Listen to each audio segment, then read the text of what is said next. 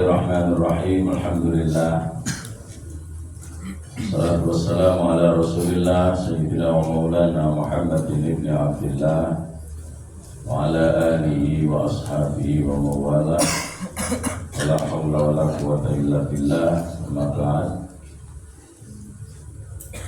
Anak-anak sekalian, coba dibuka bukunya, tulisnya, kitabnya, dan juga alat tulisnya disiapkan semuanya.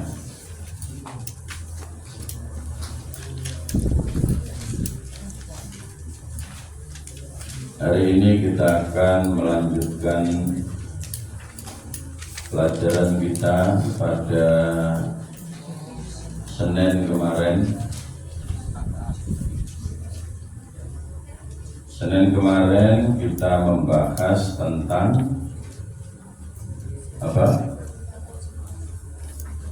apa Des? Senin kemarin kita bahas tentang apa? Yo, ketinggalan. Ayo, Senin kemarin kita bahas tentang sifat wajib Allah, poin yang pertama. Saya minta semua konsentrasi karena ini penting, bahkan tidak sekedar penting, tapi ini prinsip yang harus kalian pahami dalam konteks ketauhidan kita. Orang yang tauhidnya bagus, insya Allah semuanya akan menjadi baik.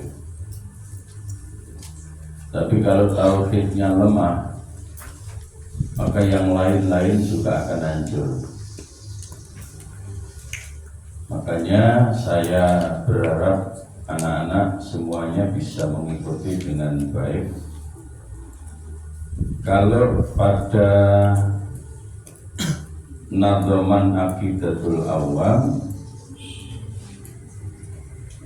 kita masuk ke nadham yang ke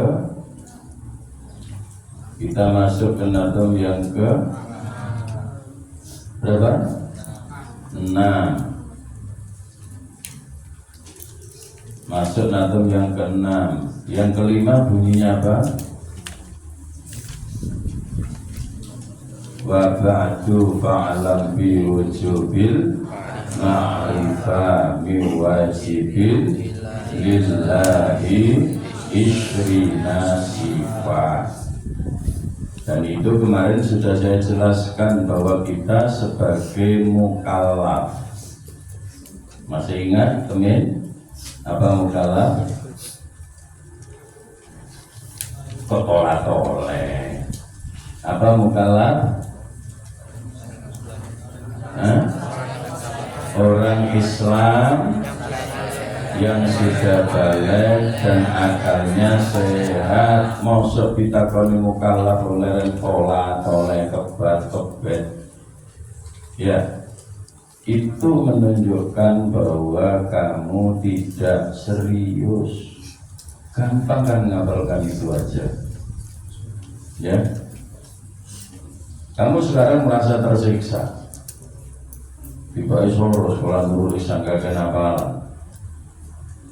Tidak apa-apa, silakan kamu merasa tersiksa, tapi nanti kamu akan bahagia di kemudian hari. Karena kamu menjadi orang-orang yang punya banyak pengetahuan yang berhubungan dengan nilai-nilai tauhid, nilai-nilai agama. Tidak apa-apa sekarang kamu masih tersiksa. Ya. Kemudian pada nadham ke-6, Allahu mawjudun qadimun baqi mukhalifun lil khalqi bil iflaqi. Nah, nadham ke-6 kita akan lanjutkan. Fallahu mawjudun. Kemarin kita sudah menjelaskan sedikit tentang itu. Fallahu mawjudun. Allah itu adalah zat yang wujud. Dan sifat wujud ini adalah sifat pertama yang harus kalian yakini seyakin-yakinnya, bahwa sifat wujud itu adalah sifat mutlak yang dimiliki oleh Allah.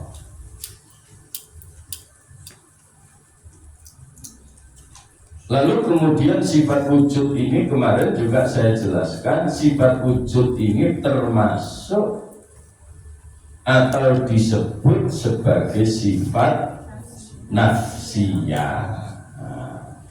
Sudah mulai nyambung, tidak apa-apa, pelan-pelan aja. Jadi sifat wujud ini disebut sebagai sifat nafsiyah. Sifat nafsiyahnya Allah. Apa makna dari sifat nafsiyah? Sifat kedirian. Maksudnya sifat yang menunjukkan zat itu sendiri, bukan yang lainnya. Jadi sifat nafsiyah atau sifat kedirian itu maksudnya adalah sifat yang menunjukkan zat itu sendiri dan bukan yang lainnya. Dan sifat nafsiyahnya Allah itu cuma satu, yaitu sifat wujud. Jadi sifat nafsiyahnya Allah itu hanya satu, yaitu sifat wujud. Sehingga kemarin juga saya terangkan bahwa di alam semesta ini yang benar-benar wujud secara hakiki, ya, yang hakikatul wujud itu hanya Allah. Yang lain-lain semuanya diwujudkan. Yang mewujudkan adalah Allah. Alam semesta, langit, bumi, dan seluruh yang ada di dalamnya, semuanya itu ada karena diadakan, bukan karena memang ada. Bumi ini asalnya tidak ada, langit itu juga asalnya tidak ada, malaikat makhluk yang mulia juga asalnya tidak ada. Semuanya menjadi ada karena diadakan oleh Allah, diwujudkan, diciptakan oleh Allah. Yang benar-benar wujud itu adalah Allah sendiri. Makanya kemarin sudah saya sampaikan, satu di antara firman Allah di mana kita diingatkan oleh Allah, ya, diingatkan oleh Allah. Apa yang disampaikan oleh Allah? Innani anallah. Sesungguhnya aku inilah Allah. La ilaha illa ana. Tidak ada Tuhan selain aku. Maka Allah kemudian ketika telah menciptakan makhluk-makhluknya termasuk manusia, maka manusia diperintah olehnya untuk beribadah. Fa'budni wa aqimis sholata li dzikri. Sehingga berkali-kali saya katakan sholat itu adalah media yang luar biasa untuk membangun kerajaan hati kita agar selalu ingat kepada Allah. Kalau orang tidak pernah mau sholat, bagaimana dia mau ingat Allah? Maka omong kosong kalau ada orang bilang, aku masih gak sembahyang, ngiling pangeran, ngepe ya, ya, ngepe, ya. Tidak ada ceritanya orang yang tidak sholat ingat Allah itu, tidak ada ceritanya. Orang-orang yang selalu ingat Allah itu rutinitas sholatnya pasti berjalan dengan baik. Bahkan mereka tidak sekedar sholat, tapi mereka betul-betul mendirikan sholat. Nah, kelasmu itu sih dikongkon pokoknya sembahyang, ya, pokoknya sembahyang. Ojo sampai gak sholat, ojo sampai gak sembahyang, ya. Ini menjadi sangat-sangat penting sekali buat kita supaya kita betul-betul posisi menjadi hamba itu benar-benar nyata adanya. Kita ini adalah hambanya Allah. Ya. Nah, anak-anak sekalian, kalau kemudian kita ingin bertanya, lalu dalilnya apa? Buktinya apa? Dalil itu bukti. Buktinya apa bahwa Allah itu wujud? Ya, buktinya dengan adanya seluruh alam semesta ini. Gak mungkin bumi ku muncul karepe dhewe nek gak sing dadekno. Ya. Gak mungkin kita manusia ini kemudian tiba-tiba ada kalau tidak ada yang menciptakan. Bahkan secara umum nek gak ana sing nglahirno, mosok ana kon. Iya kan? Jadi kita ada karena kita dilahirkan orang tua kita. Orang tua kita bisa melahirkan kita karena Allah yang mengendaki dan menciptakan itu. Ya, sehingga dengan proses yang cukup panjang ibu kita hamil, lalu kemudian pada saatnya melahirkan kita, lalu merawat kita, sehingga sering bayi gak iso apa-apa saiki coba yang ini. Ya, coba yang ini ya sudah tergede, sudah terpilih. Ya. Ono sing ngono iku, ono sing buntring kaya ngene iki. Ya. Balungan tok. Makanya ini korban gak payu. Oleh karena daging.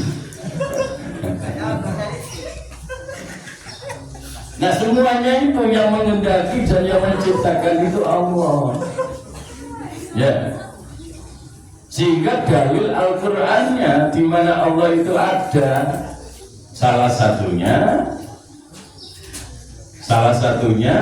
seperti yang dituangkan oleh Allah sendiri dalam surat Ibrahim. Surat apa? Surat Ibrahim ayat 34, 32 sampai 34. Surat apa? Ibrahim ayat 32 sampai 34.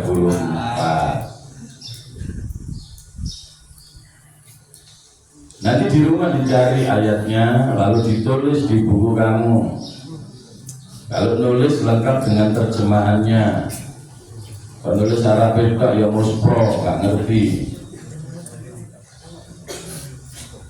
Tulis ayatnya. Surat Ibrahim ayat 32 sampai 34 sebagai salah satu bukti, salah satu dalil tentang adanya Allah. Dalam ayat itu Allah Subhanahu wa taala berfirman, Allahul ladzi khalaqas samawati wal ardh. Allah adalah zat yang menciptakan langit-langit dan bumi. Langit yang begitu lebar diciptakan oleh Allah Subhanahu wa taala, baru kita ndangak kok ndelok langit, rune langit kanan ndukur. Ndelok langit sakmono nggone. Itu belum lagi kita ngomong yang menciptakan siapa. Tentu kita kemudian akan kagum betapa luar biasanya si pencipta langit. Nah, langit sakmono boy kate cagak blas. Ya. Langit sakmono boy kate cagak blas. Padahal sekolah bikin bangunan yang masih gitu saja cagak. Pakai. Iya. Allah menciptakan langit yang begitu luas. Itu karena jaganya. bukan rebo. Itulah kekuasaan Allah. Mulane nek ana wong gak iman Gusti Allah kok banget ku jenenge jahil murakab. Bodoh tumbuk tumbuk. Ya. Iya. Ku jenenge keplok-plok. Bagaimana kita mau tidak percaya kepada Allah? Seluruh alam semesta ini ada dan ia tidak akan pernah ada dengan sendirinya kecuali ada yang menciptakan. Siapa penciptanya? Penciptanya adalah Allah.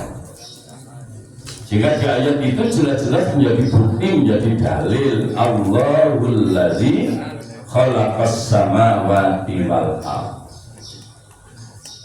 Apakah berhenti sampai di situ? Tidak. Wa anzala minas samaa'i ma'an. Dan Allah adalah zat yang menurunkan air dari langit, air hujan.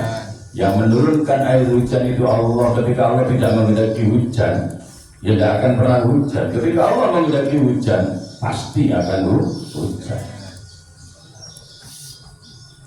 Jika sekarang yang musim kemarau di beberapa daerah sudah mulai hujan, gresik durung panjangnya Gusti Allah durung gawe hujan nang gresik. Ya, rumah udah durung ya, durung. Oleh tonggo, ya, mainum durung mana main rakil, ya. Yang menurunkan hujan itu adalah Allah. Lalu kemudian dengan Allah menurunkan hujan itu, Allah kemudian menciptakan yang lainnya. Di antaranya apa? Fa akhraja bihi minats tsamarati rizqan lakum. Dengan hujan itu lalu kemudian Allah memberikan rezeki kepada kita. Tumbuhlah pepohonan yang kemudian bisa berbuah. Saya berjalan naik tol itu. Ya Allah, karena sekian lama kemarau, jangankan kok berbuah, daunnya saja kuning semua panas. Tapi ketika Allah menghendaki sebentar saja dikasih hujan, semuanya akan subur kembali. Jadi itu bukan sekedar dijawab kok iso yo, baru dan kemarin tanah gembul kok iso keluar buah-buahan. Oh itu hukum alam. Itu jawaban goblok. Bukan hukum alam, Allah yang menghendaki seperti itu. Paham itu ya? Ya. Ya oke lah, secara logika kamu boleh bilang ngalor ngidul, tapi secara tauhid kita tidak boleh ngomong seperti itu. Ya, secara tauhid tidak boleh ngomong itu. Lah kok iso metu wae? Gusti Allah sing dadekno tanduran iso metu wae. Ya, Allah menurunkan itu semua, menjadikan itu semua untuk apa? Untuk rezeki buat kamu. Makanya kemudian ketika kita diberi rezeki oleh Allah kok gak gelem syukur. Ya, nah ini pelajaran tarbil yang beberapa waktu yang lalu. Ketika ini nikmat sama kayak gak gelem syukur. Enggak Pak, saya sudah bersyukur berapa kali, alhamdulillah, tak gak gelem sholat. Ya. Iya kan? Karena apa? Wujud syukur itu pertama fasolli li rabbika. Ya. Fasolli li rabbika. Salatlah di hadapan Tuhanmu. Ya.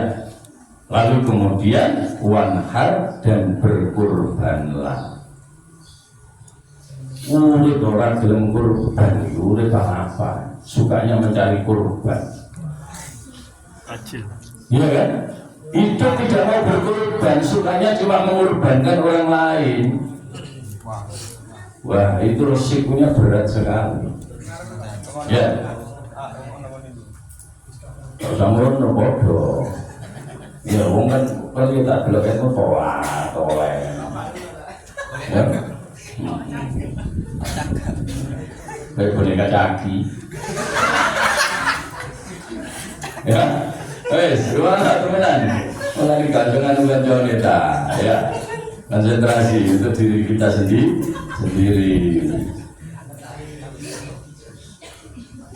Jadi yang menciptakan semuanya itu Allah, dan Allah memberikan itu kepada kita sebagai rezeki. Makanya kemudian kita selalu diingatkan oleh Allah bersyukur, dan bersyukur itu tidak berhenti hanya dengan mengucap alhamdulillah. Wujud syukur yang paling utama adalah fasholli, adalah dengan sholat. Tunggu. Bismillah sholat apa dereng? Ya pokok dereng cereng lah. Ya, ayo dimulai. Ya, pelan-pelan. Ya, satu-satu. Kalau yang asalnya nggak pernah sholat sama sekali langsung dikon sholat 5 waktu, ya angel tenang. Mulainya satu-satu, nggak apa-apa. Ya, satu-satu. Terus yang itu ya sembahyang kabel tadi ngomong. Elsa di rumah sholat 5 waktu. Sholatnya berapa kali sehari Elsa? Ini sembahyang yang sholat toh. Wah. Ya. Gak bahaya. Masih bahaya buat sekolahan. Ya. Sabitri di rumah juga sholat. Kaila sholat ya? Enggak. Aduh. Ya. Desi cuma 4 ya, nanti pelan-pelan dilengkapi jadi 5. Ya. Ini si keriting. Namanya siapa ini si keriting? Abdi sholat juga di rumah Abdi. Tio. Kailok banget. Ya. Iya, ini Abdi lagi ya. Kamu juga sholat tadi? Awas ya, ayo mulai sekarang dimulai berlatih, membiasakan diri dengan sholat bertahap, tidak apa-apa. Yang penting mulai peningkatan. Ya.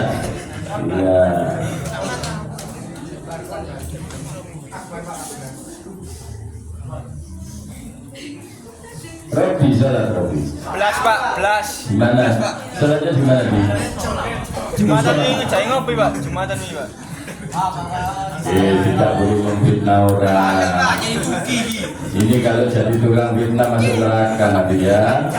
Tidak boleh seperti itu. Biarlah yang jawab orangnya sendiri. Kamu tidak usah ikut jawab. Ya. Sekarang perhatikan lagi.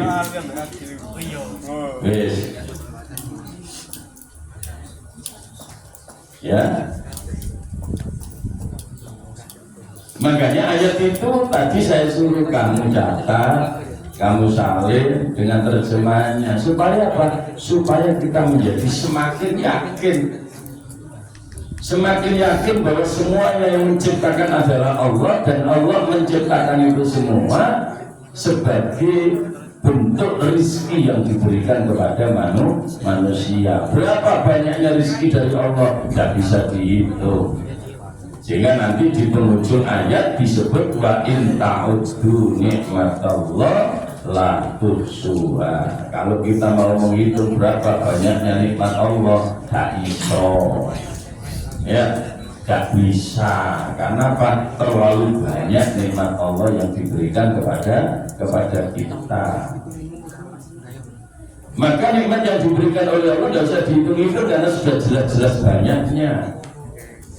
Lalu diapakan? Disyukuri. Nah itu, disyukuri. Ayo. Jadi anak-anak sekalian, Allah itu adalah zat yang nyata-nyata wujud, dan tidak ada Tuhan selain Allah. Makanya ketika ada orang menuhankan selain Allah itu ya lucu saja. Ono Tuhan kok dilahirkan, ya kan? Karena ada ya yang dilahirkan dianggap Tuhan. Gimana? Terus kalau yang dilahirkan jadi Tuhan, lalu ibunya Tuhannya siapa? Masa Tuhan kok takutnya carry? Iya kan? Coba ini kamu renungkan supaya kamu tahu makin kuat.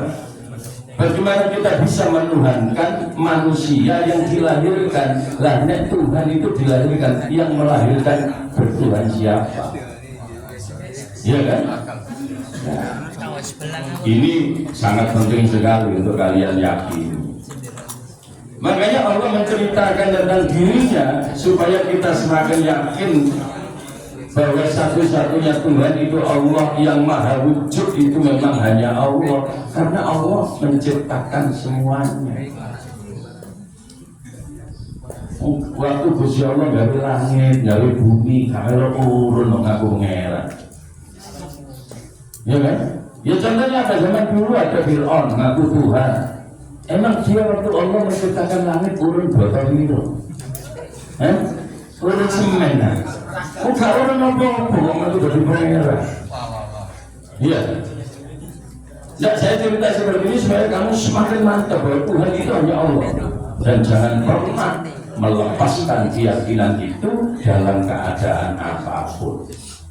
Ya, jangan pernah melepaskan keyakinan itu dalam situasi apapun. Ya, abdi lah ngomong bah. Yo, Astagfirullah. ya, Gak senyum. ya wes. Kemarin kalau tak delok catatan kalau tulisannya dijantur nanti gue genteng ya. Hati-hati. Nah, anak-anak sekalian, sifat wujud Allah ini merupakan sifat wajib yang pertama.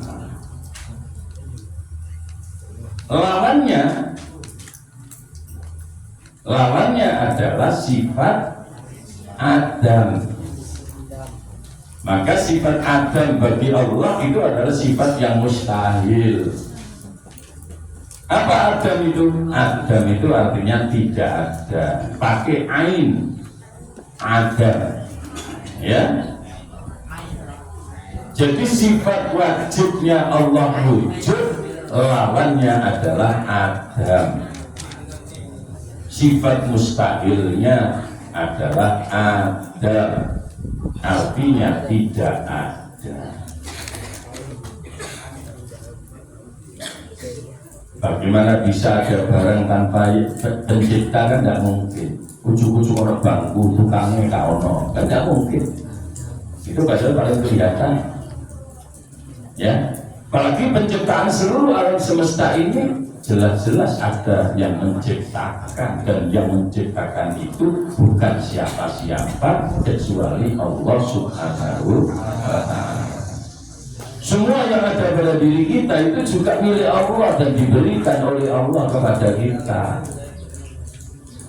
Makanya kalau kamu diberi nikmat besar oleh Allah, jangan membanggakan diri. Apa kamu lebih? Ya, kamu lebih.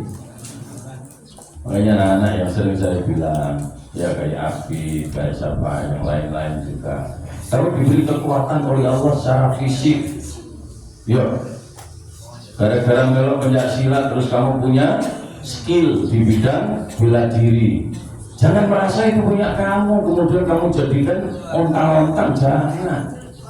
Ya, itu milik Allah. Untuk kamu diberi itu oleh Allah, syukuri, gunakan untuk hal-hal yang bermanfaat. Ya, ini harus diyakini betul. Ya. Buktinya apa kalau itu bukan milik kita? Oh, pendekar sing juara internasional, ya, juara olimpiade internasional pencaksilat, pada saatnya kemampuannya diambil oleh Allah. Bukti nih, Roro. Bukti mana? Matek malu. Iya kan? Kalau dia kuat, kenapa tidak dilawan saja Israel? Kalau dia merasa kuat. Iya kan? Oh, jangan lawan kontrol ini. Ayo lawan Israel. Itu menunjukkan apa? Menunjukkan kemampuan manusia itu bukan milik manusia, tapi hanya sekedar pemberian. Satu saat diminta kembali. Ya, karena itu saya minta anak-anak semuanya Wis kita kalian semua ini adalah satu keluarga, gak usah aneh-aneh. Serungan sih, biar diu itu ya. Iya,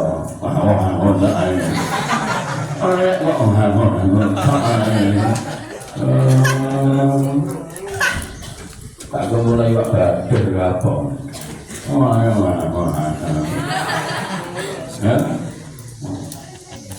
Serungan, kalian semua ini satu keluarga.